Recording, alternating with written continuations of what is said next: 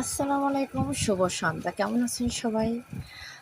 আচ্ছা, আপনাদের কিছু মাছ নিয়ে আসছি আপনাদের জন্য। এগুলো হচ্ছে নদীর ইলিশ, আর সাথে আছে পুকুরের রুই কাতলা। এটা হচ্ছে কাতল মাছ। মাছ খেতে কে না পছন্দ করে? মাছে ভাতে বাঙালি। কিন্তু এখনকার বাচ্চারা মাছ খেতে অনেকে পছন্দ করেন না। কাতলা মাছের মাথা দিয়ে মুড়িঘণ্ট খেতে আরও মজা। এখানে আছে রুই মাছ। রুই মাছ খেতে আরও মজা। সবগুলোই তাজা ছিল, আর মাছের ডিমটা খুব সুন্দর ছিল। মাছের ডিম খেতে তো আরও মজা। মাছের ডিমটা পেঁয়াজি করে বা ভাজি করা খুব মজা। ইলিশ মাছটাকে নোনা না, অনেকে নোনা ইলিশভাবে চেনে, নোনা ইলিশ কিনে আনে ভুলে বাজার থেকে, কিন্তু না, ইলিশ মাছটা বেশ বড় ছিল, খেতে খুব ভালো হবে আলহামদুলিল্লাহ। তো আপনাদের সাথে ৩ ধরনের মাছ আজকে শেয়ার করলাম।